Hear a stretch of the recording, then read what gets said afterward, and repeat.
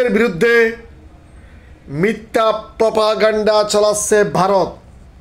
এই মর্মে জাতিসংঘে গিয়ে এক সাক্ষাৎকারে অভিযোগ করেছেন বাংলাদেশের প্রধান উপদেষ্টা ডক্টর মোহাম্মদ ইউনূস।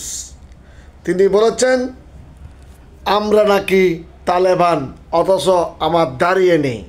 তিনি তার মুখ দেখিয়ে বলেন যে আমার দাঁড়িয়েই নেই, অথচ আমরা নাকি তালেবান। বাংলাদেশ একটি তালেবানি রাষ্ট্রে পরিণত হচ্ছে।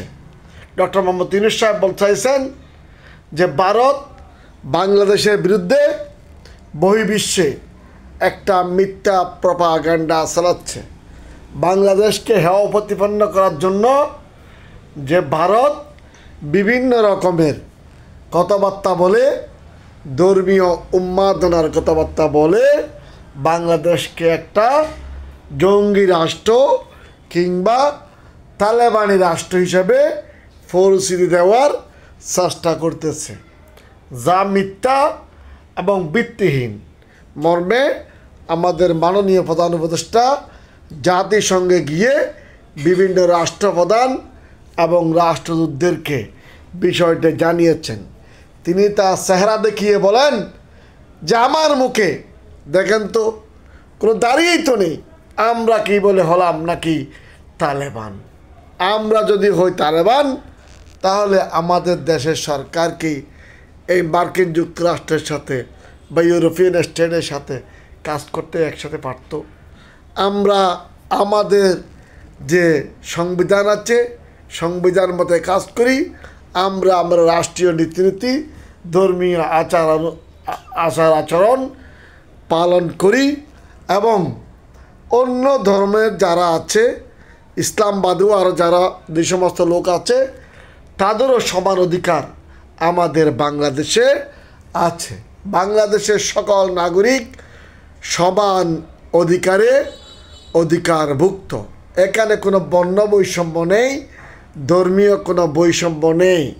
এখানে মুসলমান, হিন্দু কিংবা বৌদ্ধ, খ্রিস্টান এই জাতীয় কোনো পার্থক্য এখানে নেই। এখানে বাংলাদেশে মুসলমান, হিন্দু, বৌদ্ধ, খ্রিস্টান সবাই আমরা বাংলাদেশের নাগরিক হিসেবে পরিচিত। এই দেশে যারা উপজাতি আছে, ক্ষুদ্র নৃগোষ্ঠী আছে কিংবা যারা নিজেদেরকে আদিবাসী মনে করে, সবাই আমরা একই দেশের অধিবাসী। আমরা বাংলাদেশের সকল নাগরিকের সমান অধিকার রয়েছে। এবং তিনি আরও বলেন, বাংলাদেশে ফেব্রুয়ারিতে একটা নির্বাচন হবে, আমাদের নির্বাচনটা ফেয়ার অ্যান্ড পিওর হবে। এই অন্তর্বর্তীকালীন সরকার চেষ্টা করতেছেন একটা ফেয়ার অ্যান্ড পিওর ইলেকশন করার জন্য। তিনি বলছেন, আমি অন্তর্বর্তীকালীন সরকারের প্রধান হিসেবে থাকলেও এদেশের সকল প্রশাসন, রাষ্ট্রযন্ত্র সুন্দরভাবে কাজ করে, এখানে কোনো ব্যক্তিগত কাউকে হস্তক্ষেপ করা হয় না, কারো কোনো প্রকারের হস্তক্ষেপ করা হয় না। জয়েন্ট রেসপন্সিবিলিটি, যেটা সকলের যে যার মন্ত্রণালয়ের দায়িত্বে আছেন, উনি সেই মন্ত্রণালয় পালন করছেন এবং এদেশের সকল নাগরিক সমান অধিকার ভোগ করেন। প্রশাসনে সরকারের কোনো হস্তক্ষেপ নেই এবং জনগণের মধ্যেও কোনো বৈষম্য নেই। এখানে সকল ধর্মের সকল মানুষের সমান অধিকার রয়েছে। তিনি অভিযোগ করে বলেন যে ভারত আমাদের বিরুদ্ধে মিথ্যা প্রপাগান্ডা চালায় যে বাংলাদেশ একটি তালেবানি রাষ্ট্র। তিনি বারবার নিজের চেহারা দেখিয়ে বলেন, দেখেন তো আমাকে তালেবানের মতো মনে হয় কিনা। সবাই হাস্যোজ্জ্বলভাবে বলেন যে না না না। তাহলে কথা হচ্ছে, এখন আমরা বাংলাদেশের সকল নাগরিক, আমরা বাংলাদেশে বসবাস করি। এই দেশে বসবাসকারী হিন্দু, বৌদ্ধ, মুসলমান, খ্রিস্টান, উপজাতি যারা আছে, সকলের সমান নাগরিক অধিকার রয়েছে। কেউ যদি নিজেকে ছোট মনে করে কিংবা ক্ষুদ্র নৃগোষ্ঠী মনে করে কিংবা উপজাতি মনে করে কিংবা নিজেকে নিজে যে ভিন্ন রূপ মনে করে সেটা অন্য জিনিস, কিন্তু আমরা সংবিধান মতে, আমরা রাষ্ট্রীয় আইন মতে এদেশের সকল নাগরিক সমান অধিকারভুক্ত, এবং আমাদের অধ্যাপক ইউনূস সাহেব বলেছেন যে এখানে সকল নাগরিকের সমান অধিকার আছে, এবং ভোটাধিকার হইতে শুরু করে প্রত্যেক নাগরিক তার নাগরিক অধিকার পাবেন।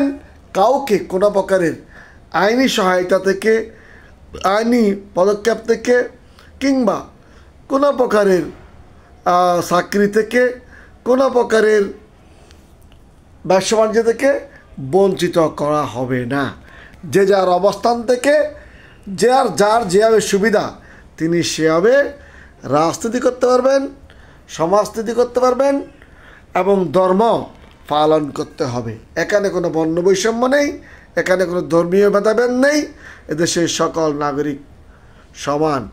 সকলকে ধন্যবাদ। আমাদের মধ্যে কোনো বর্ণ বৈষম্য, ধর্মীয় ভেদাভেদ নেই। এদেশের সকল নাগরিক একে অন্যকে শ্রদ্ধা করবেন, পরনিন্দা করাটা ঠিক না, এবং যে দলীয় যে একটা একে অন্যের প্রতি শত্রু মনোভাব পোষণ না করে সবাই মিলে আমরা দেশ গঠনে কাজ করব, এটাই আমাদের কামনা। ধন্যবাদ সকলকে।